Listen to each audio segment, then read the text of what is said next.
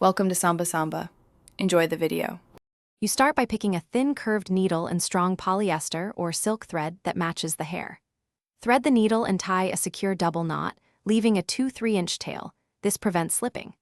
Once done, section the hair into 1/4 to 1/2 inch segments and clip away surrounding strands so you can work cleanly. Make sure to keep tension on the section. You'll be sewing into the base, so positioning and a neat starter knot save time and prevent bunching.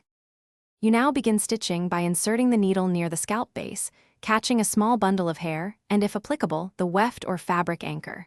Use small backstitches about 3-4 mm each pass so the hold is secure yet flexible. This prevents tension that can break hair.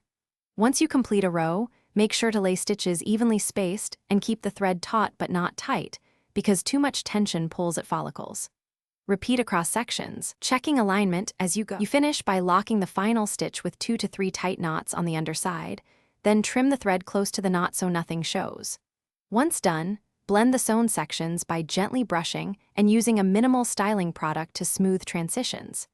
If anything goes wrong, for example the thread shows or feels loose, make sure to reinforce that spot with 1 extra backstitch and a secure knot rather than removing the whole seam.